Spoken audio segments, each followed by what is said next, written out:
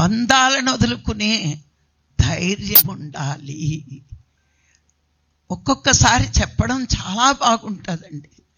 అదే పరిస్థితి మనకు వస్తే మనం ఎట్లా ఉంటాం? మనం క్లాసులు చెప్తున్నప్పుడు వేదికలు ఇచ్చి చాలా ఉపన్యాసాలు చేస్తాం, కానీ మన జీవితంలోకి వస్తే నువ్వు అలా ఉండగలవా అని ప్రకృతి మనని ఎదగడానికి పరీక్షలు పెడుతూనే ఉంటుంది. ఈ మధ్య నాకు కూడా అట్లాంటి పరిస్థితే వచ్చింది. మొన్న నవంబర్లో మా అమ్మగారు చనిపోయారు. 1, 2, 3 తారీఖులు క్లాసులు. మరి నేను ధ్యానం క్లాస్ చూస్తానా? అమ్మకి 2 రోజుల నుంచి సీరియస్గా ఉంది, రా రా అని అన్నయ్యలు ఫోన్ చేస్తున్నారు.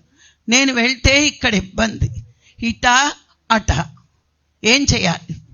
ఓహో, ప్రకృతి నాకు పరీక్ష పెడుతోందనమాట. నేను అప్పుడు మా రాఘరావు గారితో చెప్పా, అంతకు వారం రోజుల ముందే వెళ్ళొచ్చా. నేను అమ్మని చివరి వరకు చూడాలి అనుకుంటుంటే చివరి చూపు నేను ఉండగానే మరణించేది, లేదు క్లాసులు అయిపోయాక మరణించేది. సరిగ్గా 1, 2, 3లో 1వ తారీఖున చనిపోయింది అంటే నాకు పరీక్ష ప్రకృతి పెడుతోంది. నేను వెళ్ళను, ధ్యానం వైపే ఉంటాను, జానుల్ని నేను చూసుకోవాలి. అదే రాఘరావు గారితో నేను వెళ్ళను, 5వ తారీఖున పోతే వెళ్ళి ఉండేదాన్ని, 1వ తారీఖు కదా, వద్దు.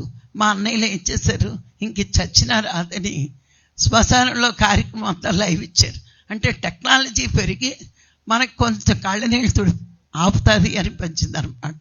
అంటే బంధాలను వదులుకోవాలని ఎదుటివాడికి చెప్పడం కాదు, మన జీవితంలో వస్తే ఎట్లా ఆచరించాలి, ఇవన్నీ ఇంత ధైర్యం, ఇంత వదులుకోగలిగే ధైర్యం, 10 మందిని పుట్టింటి వాళ్ళని కూడా సమర్థించుకోగలిగే ధైర్యం వచ్చిందంటే పత్రిగారు నేర్పించిన ధ్యానం, పత్రిగారు నేర్పించిన జ్ఞానం నన్ను ఈ స్థాయిలో ఉంచింది.